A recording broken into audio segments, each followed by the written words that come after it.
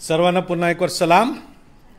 आपण ज्या ज्या ठिकाणी आहात त्या ठिकाणी आपण प्रभूची भक्ती करण्याकरता, त्याचा गौरव करण्याकरता उपस्थित झालेला आहात असा माझा विश्वास आहे।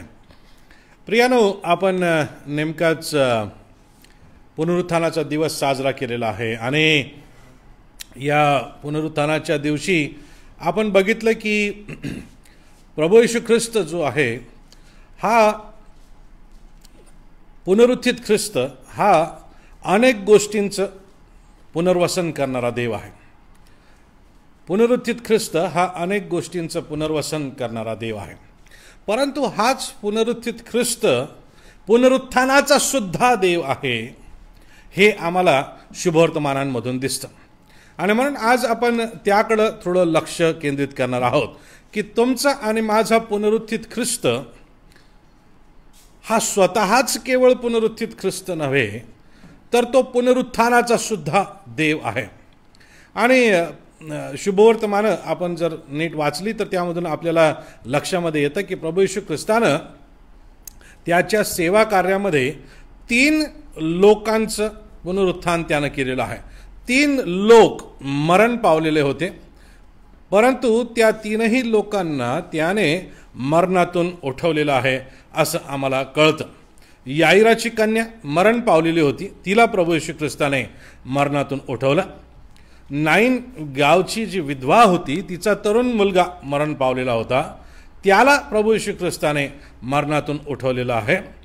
आणि मार्था आणि मरिया यांचा जो भाऊ होता लाजर, त्याला सुद्धा प्रभू येशू ख्रिस्ताने मरणातून उठवलं। या 3ही मरणातून परत उठविल्या जाण्याच्या गोष्टी शुभवर्तमानाच्या आधारे आम्हाला माहीत आहेत। आज आम्ही योहानकृत शुभवर्तमान याच्या 11व्या अध्यायावरती आपलं लक्ष केंद्रित करणार आहोत। आणि या ठिकाणी लाजराला जिवंत करण्याचा जो वृत्तांत आहे तो सांगितलेला आहे आणि त्याकडं आपण थोडा वेळ लक्ष केंद्रित करणार आहोत। अध्याय थोडासा मोठा आहे, मी तुमच्यासाठी वाचतो आणि मी तुम्हाला विनंती करेन की आपापल्या शास्त्रामध्ये आपण जाऊया। योहानकृत शुभवर्तमान याचा 11वा अध्याय आपण वाचूया। मी तुम्हाला मदत करणार आहे वाचण्यासाठी। जर तुमच्याजवळ बायबल असतील तर ठीक, नसतील तर हरकत नाही, मी तुमच्यासाठी वाचत आहे। योहानकृत शुभवर्तमान याचा 11वा अध्याय। बेथानी येथील लाजर नावाचा एक मनुष्य आजारी होता। मरिया व तिची बहीण मार्था या त्याच गावच्या होत्या। ज्या मरियेने प्रभूला सुगंधी तेल लावले व त्याचे चरण आपल्या केसांनी पुसले, तिचा हा आजारी पडलेला लाजर भाऊ होता। म्हणून त्या बहिणींनी त्याच्याकडे सांगून पाठवले की प्रभूजी, ज्याच्यावर तुमचे प्रेम आहे तो आजारी आहे। ते ऐकून येशू म्हणाला, हा आजार मरणासाठी नव्हे, तर देवाच्या गौरवार्थ, म्हणजे त्याच्या योग्य देवाच्या पुत्राचा गौरव व्हावा ह्यासाठी आहे। मार्था, तिची बहीण व लाजर यांच्यावर येशूची प्रीती होती, म्हणून तो आजारी आहे हे त्याने ऐकले, तरी तो होता त्या ठिकाणीच आणखी 2 दिवस राहिला। त्यानंतर त्याने शिष्यांना म्हटले, आपण पुन्हा यहुदियात जाऊया। शिष्य त्याला म्हणाले, गुरुजी, यहुदी नुकतेच तुम्हाला दगडमार करायला पाहत होते, तरी तुम्ही पुन्हा तेथे जाता काय? येशूने उत्तर दिले, दिवसाचे 12 तास आहेत की नाहीत? दिवसा जर कोणी चालतो तर त्याला ठेच लागत नाही, कारण त्याला पृथ्वीवरील उजेड दिसतो। परंतु जर कोणी रात्री चालतो तर त्याला ठेच लागते, कारण त्याच्या ठाई उजेड नसतो। हे बोलल्यावर तो त्यांना म्हणाला, आपला मित्र लाजर झोपला आहे, पण मी त्याला झोपेतून उठवायला जातो। यावरून शिष्य त्याला म्हणाले, प्रभूजी, त्याला झोप लागली असेल तर तो बरा होईल। येशू त्याच्या मरणाविषयी बोलला होता, परंतु तो झोपेतून मिळणाऱ्या आरामाविषयी बोलतो असे त्यांना वाटले। म्हणून येशूने त्यांना उघड सांगितले, लाजर मेला आहे आणि मी तेथे नव्हतो, म्हणून तुमच्यासाठी मला आनंद वाटतो, कारण माझी अशी इच्छा आहे की तुम्ही विश्वास ठेवावा। तरी आपण त्याच्याकडे जाऊ। तेव्हा दिदुम म्हटलेला थोमा आपल्या गुरुबंधूंना म्हणाला, आपणही ह्याच्याबरोबर मरायला जाऊ। येशू आला तेव्हा त्याला कळले की त्याला कबरेत ठेवून 4 दिवस झाले आहेत। बेथानी यरुशलेमेजवळ, म्हणजे तेथून पाऊण कोसावर होती।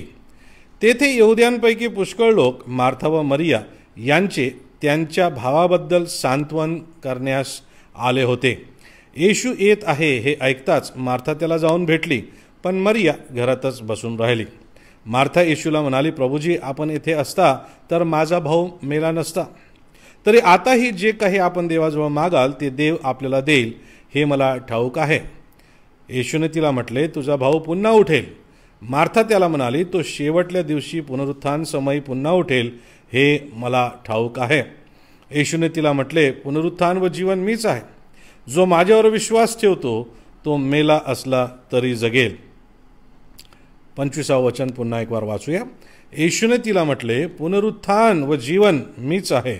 जो माझ्यावर विश्वास ठेवतो तो मेला असला तरी जगेल, आणि जिवंत असलेला प्रत्येक जण जो माझ्यावर विश्वास ठेवतो तो कधीही मरणार नाही. हे तू खरे मानतेस काय? ती त्याला म्हणाली, होय प्रभूजी, जगात येणारा जो देवाचा पुत्र ख्रिस्त तो आपणच आहात असा मी विश्वास धरला आहे. असे बोलून ती निघून गेली व आपली बहीण मरिया हिला गुप्तपणे बोलावून म्हणाली, गुरुजी आले आहेत व ते तुला बोलावत आहेत. हे ऐकताच ती त्वरेने उठून त्याच्याकडे गेली. येशू अद्याप गावात आला नव्हता, पण मार्था त्याला भेटली त्या ठिकाणीच होता. जे यहुदी मरियेजवळ घरात होते व तिचे सांत्वन करत होते त्यांनी तिला चटकन उठून बाहेर जाताना पाहिल्यावर ती कबरेकडे रडायला जात आहे असे समजून ते तिच्या मागे गेले. मग येशू होता तेथे. मरिया आल्यावर त्याला पाहून ती त्याच्या पाया पडली व त्याला म्हणाली, प्रभूजी, आपण येथे असता तर माझा भाऊ मेला नसता. येशू तिला व तिच्याबरोबर असलेल्या यहुद्यांना रडताना पाहून आत्म्यात खवळला व विव्हळ झाला आणि म्हणाला, तुम्ही त्याला कुठे ठेवले आहे? ते त्याला म्हणाले, प्रभूजी, येऊन पहा. येशू रडला. यावरून यहुदी म्हणाले, पहा, ह्याचे त्याच्यावर कितीतरी प्रेम होते. परंतु त्यांच्यातील कित्येक म्हणाले, ज्याने आंधळ्याचे डोळे उघडले त्याला ह्याचे मरण टाळण्याचीही शक्ती नव्हती काय? येशू पुन्हा मनात खवळून कबरेकडे आला. ती गुहा होती आणि तिच्या तोंडावर धोंड ठेवलेली होती. येशूने म्हटले, धोंड काढा. त्या मृताची बहीण मार्था त्याला म्हणाली, प्रभूजी, आता त्याला दुर्गंधी येत असेल, कारण त्याला मरून 4 दिवस झाले आहेत. येशूने तिला म्हटले, तू विश्वास ठेवशील तर देवाचा गौरव पाहशील, असे मी तुला सांगितले नव्हते काय? यावरून मृताला ठेवले होते तेथून त्यांनी धोंड काढली. तेव्हा येशूने दृष्टी वर करून म्हटले, हे बापा, तू माझे ऐकलेस म्हणून मी तुझे आभार मानतो. मला माहीत आहे की तू सर्वदा माझे ऐकतोस. तरी जो लोकसमुदाय सभोवती उभा आहे त्याच्याकरता मी बोललो, ह्यासाठी की तू मला पाठवले आहेस असा त्यांनी विश्वास धरावा. असे बोलून त्याने मोठ्याने हाक मारून म्हटले, लाजरा, बाहेर ये. तेव्हा जो मेलेला होता तो बाहेर आला. त्याचे हात पाय प्रेत वस्त्रांनी बांधलेले व तोंड रुमालाने वेष्टलेले होते. येशूने त्याला म्हटले, ह्याला मोकळे करून जाऊ द्या. मरियेकडे आलेल्या यहुद्यांनी येशूने जे केले ते पाहिले आणि त्यांच्यापैकी पुष्कळ जणांनी त्याच्यावर विश्वास ठेवला. पण कित्येकांनी पुरुषांकडे जाऊन येशूने काय केले ते त्यांना सांगितले. आता हा जो शास्त्रभाग आहे हा अतिशय सुंदर शास्त्रभाग आहे. यामध्ये आपण जितका अभ्यास करू तितकं जास्त आम्हाला सापडल्याशिवाय राहत नाही. आता मला ह्यामध्ये 4 प्रकारचे लोक दिसतात आणि त्या 4 प्रकारच्या लोकांच्या जीवनामध्ये प्रभू येशू ख्रिस्त काहीतरी साध्य करत आहे. प्रामुख्यानं 3 प्रकारच्या लोकांमध्ये प्रभू येशू ख्रिस्त काहीतरी साध्य करू इच्छितो आहे. 3 प्रकारच्या लोकांना तो काहीतरी शिकवत आहे. आणि म्हणून आज आपण हा जो आमचा पुनरुत्थानाचा देव आहे त्या पुनरुत्थानाच्या देवाकडं बघणार आहोत आणि तो त्या 3 प्रकारच्या लोकांच्या जीवनामध्ये जे साध्य करू इच्छितो ते त्यानं तुमच्या आणि माझ्या जीवनात साध्य केलेलं आहे का हे आम्ही तपासून बघणार आहोत. मी काय म्हटलं याकडे पुन्हा आपण लक्ष देऊया. 3 प्रकारच्या लोकांच्या जीवनामध्ये आमच्या पुनरुत्थानाचा देव प्रभू येशू ख्रिस्त काहीतरी साध्य करत आहे आणि जे त्यानं त्या 3 प्रकारच्या लोकांच्या जीवनामध्ये साध्य केलं ते तोच आमचा पुनरुत्थानाचा देव आमच्या जीवनात त्यानं साध्य केलं आहे का किंवा करत आहे का किंवा आम्ही त्याला करू दिलं आहे का या प्रश्नांची उत्तरं देण्याचा आज आपण प्रयत्न करणार आहोत. तर पहिले जे लोकांचा प्रकार आहे त्या लोकांकडं आपण बघूया आणि मला मुद्दाम याच्यामधली जी ऑर्डर आहे, याचा जो क्रम आहे तो क्रम मला थोडासा बदलायला आवडेल.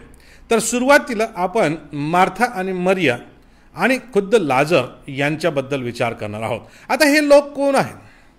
हे लोक प्रभू येशू ख्रिस्ताच्या अतिशय जवळचे लोक आहेत. हे लोक असे लोक आहेत ज्यांच्यावर प्रभू येशू ख्रिस्ताची प्रीती होती असं शुभवर्तमानकार आपल्याला सांगतो. असं त्या ठिकाणी सांत्वनास आलेले जे लोक होते ते लोक सुद्धा सांगतात की याची खरोखर यांच्यावर प्रीती होती. तर हे त्याच्या प्रीतीचे पात्र होते, त्याच्या अगदी जवळचे लोक होते. काही टीकाकारांचं असं म्हणणं आहे की बेथानी हे प्रभू येशू ख्रिस्ताचं वर्किंग ऑफिस होतं, त्याचं संपर्क कार्यालय होतं. त्या ठिकाणी तो राहून कार्य करत असे आणि या कुटुंबाशी त्याची अगदी सलगी असलेले आम्हाला दिसते, जवळचे घनिष्ठ संबंध असलेले आम्हाला दिसतात आणि खरोखर त्यांची प्रीती त्यांच्यावरती आहे आणि त्यांची प्रीती त्याच्यावरती आहे असं आम्हाला दिसतं. मग हे लोक कोण? हे लोक जणू काही प्रभू येशू ख्रिस्ताचे पृथ्वीच्या पाठीवरील जणू काही त्याचे नातेवाईकच आहेत. ते त्याला फार जवळून ओळखतात. त्यांची आणि त्याची मैत्री आहे, त्यांची आणि त्याचे घरोब्याचे संबंध आहेत, त्यांची आणि त्याचे अतिशय घनिष्ठ संबंध आहेत. उठणं बसणं आहे, घरी येणं जाणं आहे आणि आपलं सुखदुःख वाटून घेणारे त्यांचे संबंध आहेत. जणू काही प्रभू येशू ख्रिस्ताच्या कुटुंबातलेच हे लेकरं आहेत, कुटुंबातलेच हे घटक आहेत असं आपल्याला दिसून येतं. आता यांच्या जीवनामध्ये प्रभू येशू ख्रिस्त काय काय साध्य करत आहे हे आपण बघूया. पहिली गोष्ट आपण या लोकांच्या जीवनामध्ये जर बघितली तर प्रभू येशू ख्रिस्त यांच्या जीवनामध्ये, विशेषतः मार्था आणि मरियेच्या जीवनामध्ये त्यांचा विश्वास वाढवण्यासाठी तो एक अतिशय महत्त्वाची बाब करत आहे. जेव्हा मार्था प्रभू येशू ख्रिस्ताला भेटायला आली त्यावेळेस ती म्हणते की प्रभू येशू ख्रिस्ता, तू या ठिकाणी असतास तर माझा भाऊ मरण पावला नसता. मरिया नंतर येते तेव्हा ती पण तेच विधान करते. परंतु प्रभू येशू ख्रिस्ताला त्या दोघींना दाखवायचं होतं की जरी तुम्ही माझ्यावरती देवबापानं पाठवलेला प्रभू, देवबापानं पाठवलेला येशू, देवबापानं पाठवलेला अभिषिक्त असा विश्वास ठेवता तरी मला तुम्हाला तुमचा विश्वास वाढवण्यासाठी मदत करायची आहे आणि आत्ता तुमच्या जीवनामधली जी उणीव निर्माण झालेली आहे ती उणीव भरून काढून मला तुमचा विश्वास वाढवायचा आहे. तुमच्या जीवनामध्ये या मरणानं जो गोंधळ घातलेला आहे, तुमच्या जीवनामध्ये मरणानं हे जे दुःखाचं सावट आणलेलं आहे, तुमच्या जीवनामधला तुमचा रक्ताचा नातेवाईक तुमचा भाऊ मरण पावलेला आहे, मला त्याच्या बाबत काहीतरी करून आता तुमचा विश्वास वाढवायचा आहे. आणि म्हणून प्रभू येशू ख्रिस्त त्यांना आव्हान देतो आणि म्हणतो की विश्वास ठेवशील तर देवाचा गौरव पाहशील. वचन 40 मध्ये म्हटलेलं आहे, प्रभू येशू ख्रिस्ताने तिला म्हटले, तू विश्वास ठेवशील तर देवाचा गौरव पाहशील. असे मी तुला सांगितले नव्हते काय? आणि प्रभू येशू ख्रिस्त त्या बहिणींना म्हणतो त्याला कुठे ठेवलेलं आहे आणि ते कबरेकडे वाटचाल करतात.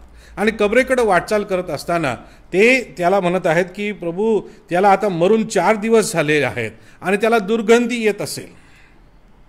परंतु प्रभू येशू ख्रिस्त त्या ठिकाणी जाण्याचं थांबवत नाही. कारण शिष्यांसंगती बोलत असताना अध्यायाच्या सुरुवातीलाच आमच्या लक्षामध्ये येईल, त्याला माहीत होतं तो काय करणार आहे.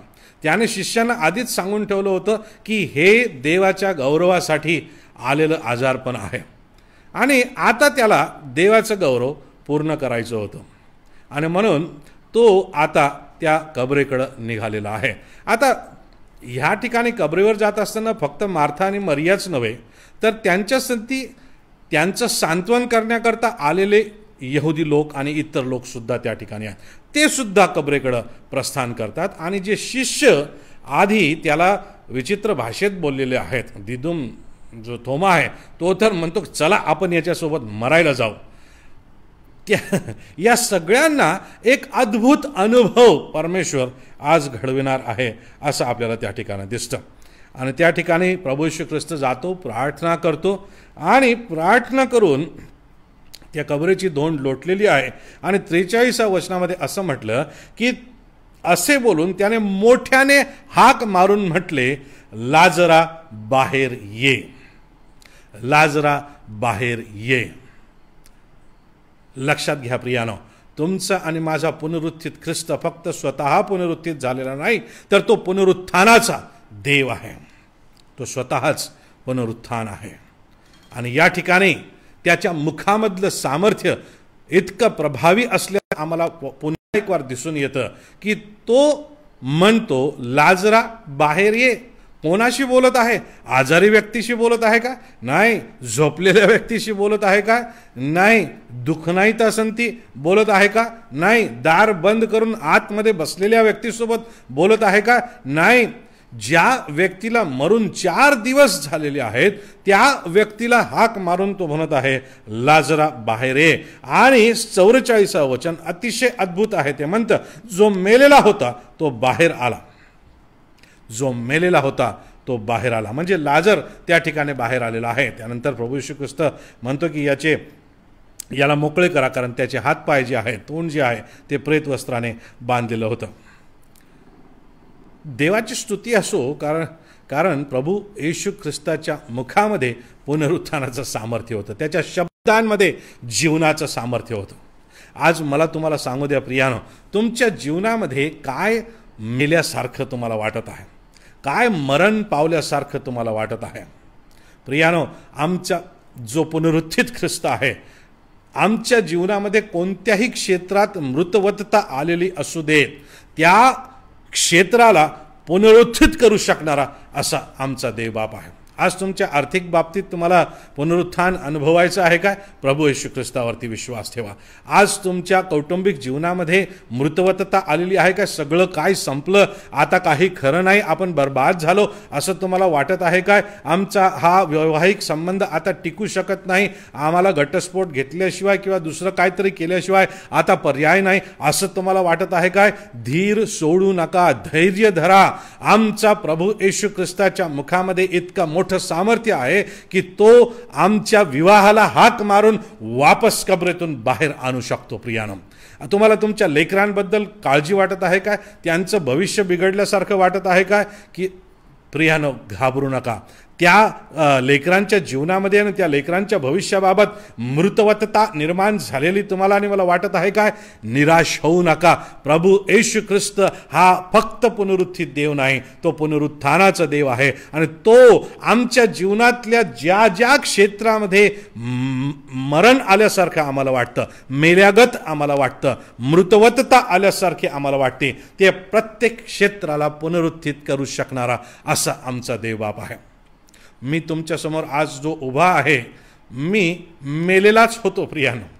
माझ्या आईवडिलांना वयाचे 21 वर्ष, सर्वसाधारणतः 15 ते 21 या वयामध्ये मी इतका त्रास दिला की त्यांनी कदाचित त्यांच्या मनामध्ये कितीतरी वेळेस असा विचार केला असावा की हा मेला असता तर बरं. एकदा तर माझ्या वडिलांनी चर्चमध्ये जाहीर करून टाकलं की सैताना, तुला हा पोरगा देऊन टाकला, तुझ्याच्यानं होतं ते करून घे. किती विचित्र माझं जीवन असेल, किती त्रासदायक मी असेल. माझ्या जीवनाला आता आशाच नाही. अशा प्रकारचं वर्तन, अशा प्रकारचं जीवन मी जगत होतो. परंतु माझ्या आई वडिलांनी विश्वास सोडला नाही, माझ्या नातेवाईकांनी विश्वास सोडला नाही. आम्ही पुसद नॅझरीन चर्चचे सभासद होतो. त्या ठिकाणी माझे वडील पाळकीय सेवा करत होते. त्या मंडळीच्या लोकांनी विश्वास सोडला नाही. पुनरुत्थानाच्या देवावरती त्यांनी विश्वास ठेवला. आणि 21 जानेवारी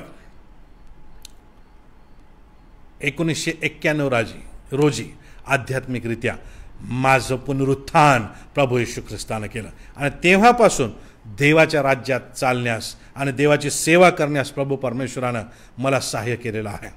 माझ्या कुटुंबाला त्यांचं ऑलमोस्ट मेलेला पोरगा वापस भेटला का? हो, वापस भेटला. कारण आमचा देव पुनरुत्थानाचा देव आहे. आमच्या जीवनामध्ये कोणतंही असं क्षेत्र असू द्या ज्या ठिकाणी आम्हाला मृतवतता आल्यासारखं वाटत असेल, प्रियानो, प्रभू येशूला म्हणूया की तू जो पुनरुत्थानाचा देव आहे, आज तुझ्यासमोर लीन आणि नम्र होऊन कळकळीची विनंती करतो, देव बापा, माझ्या या मृतवत झालेल्या क्षेत्राला पुन्हा जीवन दे, नवजीवन दे, पुनरुत्थान याचं तू कर. आणि तो केल्याशिवाय राहणार नाही. आणि अशा पद्धतीनं त्यांचा भाऊ त्यांना परत देऊन सर्व प्रकारच्या निराशांवर मात करून त्यांच्या विश्वासाला या ठिकाणी प्रभू येशू ख्रिस्तानं बळकटी आणलेली आहे. त्यांचा विश्वास वाढविण्याचं कार्य जे होतं त्या कार्याची सिद्धी परमेश्वरानं केलेली आहे. आज तुमच्या जीवनामध्ये विश्वास कुठे डळमळत आहे मला माहीत नाही.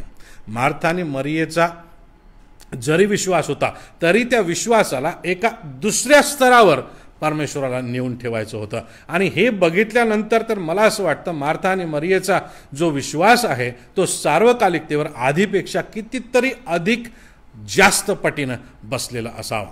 देवाची स्तुती आपण त्याच्यासाठी करू, त्याच्या नावाला धन्यवाद देऊ. दुसऱ्या प्रकारचे जे लोक आहेत ते शिष्य आहेत. आता हे शिष्य कोण? हे शिष्य म्हणजे प्रभू येशूकडून आपलं जीवन कसं जगायचं हे शिकणारे लोक. आमच्या जीवनामध्ये धार्मिक कसं राहायचं हे शिकणारे लोक, हे शिकणारे लोक होते. हे विद्यार्थी होते.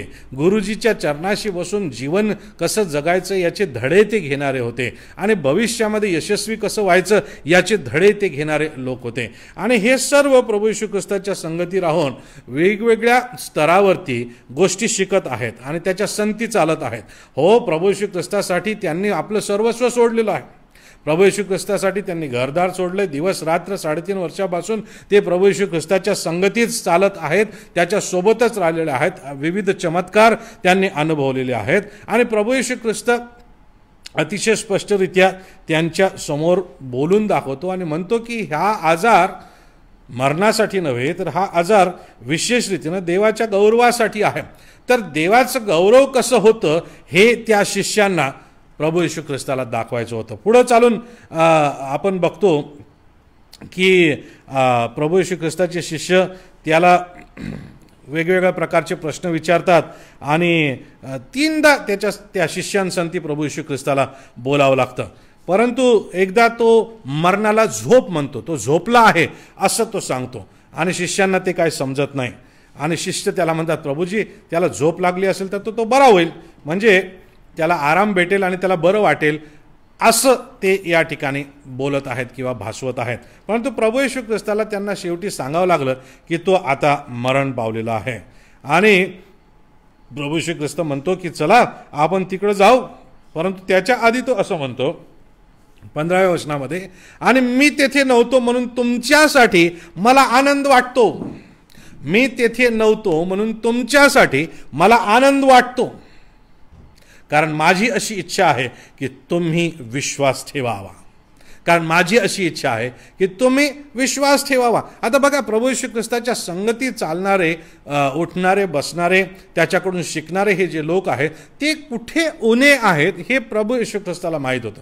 त्यांच्या जीवनाच्या, त्यांच्या विश्वासाच्या प्रवासामध्ये कुठे पुन्हा एक बार पुनरुत्थान अनुभवणं गरजेचं आहे आणि त्या पुनरुत्थान अनुभवण्याद्वारे कसा त्यांचा विश्वास अधिक बळकट होणं आवश्यक आहे. कसं प्रभू येशू ख्रिस्त हा पुनरुत्थानाचा देव आहे आणि पुढे चालून तोही स्वतः पुनरुत्थित होणार आहे आणि मग या जगाच्या शेवटी जेव्हा परत तो येईल त्यावेळेस जे मरण पावलेले आहेत त्या सर्वांना सुद्धा उठवण्याचं सामर्थ्य त्याच्यामध्ये आहे. हे धडे त्याला त्या शिष्यांना शिकवायचे आहेत. आणि म्हणून प्रभू येशू ख्रिस्त म्हणतो की मी तेथे नव्हतो म्हणून तुमच्यासाठी मला आनंद वाटतो, कारण माझी अशी इच्छा आहे की तुम्ही विश्वास ठेवावा. तरी आपण त्याच्याकडे जाऊ. आता त्या ठिकाणी थोमा साहेब आहेत. थोमाचा स्वभाव आपल्याला माहीत आहे की तो संशय धरणारा आहे, तो त्या ठिकाणी प्रश्न विचारणारा आहे. त्याला काहीतरी सरळ जर दिसलं नाही तर तो स्वतः उलटे सुलटे विधानं करणारा व्यक्ती आहे. आणि या ठिकाणी तो काही बोलायचं थांबत नाही, तो काही आपला अविश्वास व्यक्त करायचं थांबत नाही, तो काही धोकादायक काहीतरी होईल असं नकारात्मक बोलायचं तो काही या ठिकाणी थांबत नाही आहे. तो त्या ठिकाणी म्हणतो चला आपणही याच्याबरोबर मरायला जाऊ. आणि कोणाला म्हणत आहे?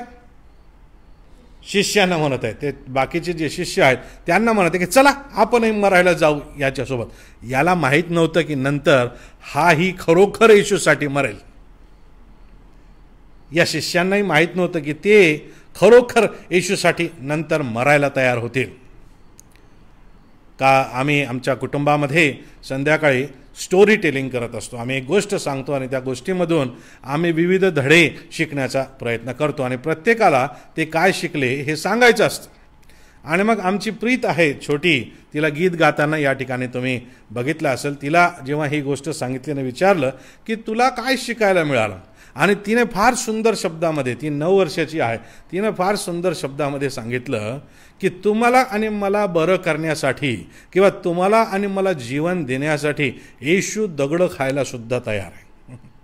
येशू दगडं खायला सुद्धा तयार होता, दगडमार सुद्धा सहन करायला तयार होता. प्रियानो, लहान लेकरांना पटकन विश्वास ठेवता येतो, परंतु प्रभू येशू ख्रिस्ताची इच्छा होती की या शिष्यांनी विश्वास ठेवावा, आणि म्हणून या शिष्यांना घेऊन प्रभू येशू ख्रिस्त त्या ठिकाणी गेलेला आहे. आणि तुम्हाला काय वाटतं, त्या ठिकाणी गेल्यानंतर यांनी दगडं खाल्ले का? अजिबात नाही. त्या ठिकाणी यांच्या प्रश्नांचं निरसन झालेलं आहे काय? हो.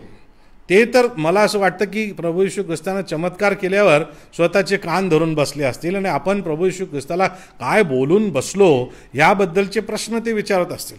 कधी कधी तुम्ही आणि मी आमच्या नैसर्गिक त्राग्यामध्ये, आम्ही आमच्या अवतीभोवती असलेल्या परिस्थितीमध्ये प्रभू येशू ख्रिस्तावरती अविश्वास व्यक्त करतो, त्याच्या ठाई असणाऱ्या सामर्थ्यावरती अविश्वास व्यक्त करतो. त्याच्यामध्ये तुम्हाला आणि मला विश्वास वाढवण्याचं जे सामर्थ्य आहे त्यावरती आम्ही प्रश्नचिन्ह उभे करतो. परंतु प्रभू येशू ख्रिस्ताची इच्छा आहे की तुम्ही आणि मी त्याचे शिष्य या नात्यानं आमच्या विश्वासामध्ये वाढावं.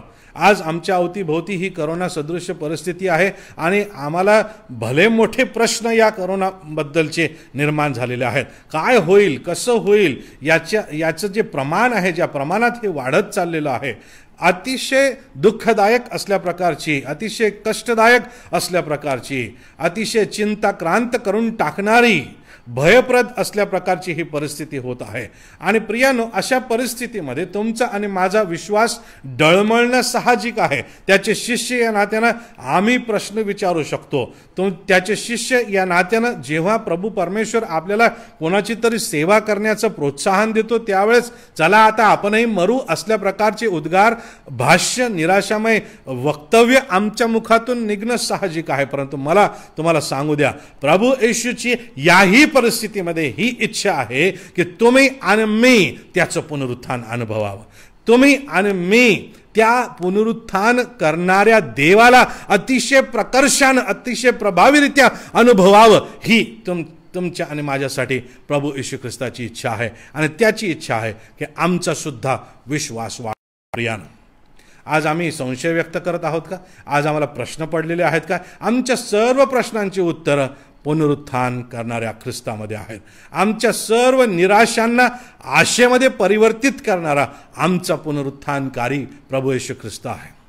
प्रियानो, प्रभू येशू ख्रिस्त केवळ पुनरुत्थित ख्रिस्त नव्हे, तर तो पुनरुत्थानाचा सुद्धा देव आहे. मेलेले लोक सुद्धा त्याचं ऐकतात. आणि माझा विश्वास आहे की आज जर आम्ही कुठे विश्वासात कमी असू, तर देवबाप आमच्या त्या विश्वासाला भरून काढू इच्छितो. या अनुभवाद्वारे, या गोष्टीद्वारे, या वृत्तांताद्वारे आज तो आम्हाला बोलावत आहे आणि म्हणत आहे की या बघा, पवित्र शास्त्रामध्ये मी मृतांना देखील जिवंत केलेलं आहे, आणि म्हणून तुम्ही निराश होऊ नका, मी सांगतो तसं करणारा देव आहे.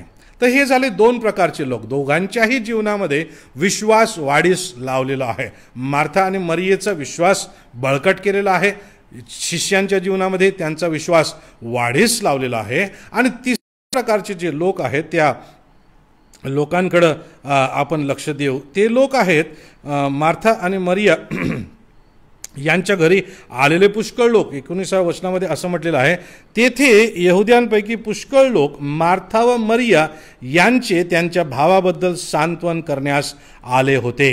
यहुद्यांपैकी पुष्कळ लोक. आता हे लोक कशासाठी त्या ठिकाणी आलेले आहेत लक्षात घ्या प्रियानो. ह्या ठिकाणी वचनामध्ये अतिशय स्पष्टरित्या सांगितलेलं आहे की त्यांचं सांत्वन करण्यासाठी ते आलेले आहेत. दुसरी गोष्ट, त्यांचं दुःख हरण करण्यासाठी आलेलं आहे. तिसरी महत्त्वाची गोष्ट, त्यांच्या जीवनामध्ये जी पोकळी निर्माण आलेली आहे, ती पोकळी तात्पुरती का होईना भरून काढण्यासाठी ते आलेले आहेत. जे दुःख, जे मरण त्यांच्या घरात आलेलं आहे त्याची त्यांना प्रकर्षानं जाणीव होऊ नये म्हणून स्वतःची उपस्थिती त्या ठिकाणी देऊन त्यांचं सांत्वन करू इच्छिणारे असल्या प्रकारचे हे लोक आहेत. आता यांचं काय झालेलं आहे ते आपल्याला या अध्यायाच्या या वृत्तांताच्या शेवटी दिसून येतं. जेव्हा प्रभू येशू ख्रिस्ताने लाजराला जिवंत केलं त्यावेळेस अतिशय महत्त्वाची बाब या ठिकाणी घडलेली आहे. त्याआधी प्रभू येशू ख्रिस्त प्रार्थना करतो आणि तो 42व्या वचनामध्ये म्हणतो की इथे जो लोकसमुदाय उभा आहे त्याच्याकरता मी हे बोललो की तू मला पाठवले आहेस असा त्यांनी विश्वास धरावा. अनेकदा आमच्या जीवनामध्ये मरणप्राय वादळ निर्माण होतं, मात्र त्यातून देवबापाला पुनरुत्थानकारी कार्य साधायचं असतं आणि आमच्या अवतीभोवतीचा समाज जो आहे त्यांना विश्वास ठेवायला लावायचं असतं, त्यांना विश्वास ठेवायला लावायचं असतं.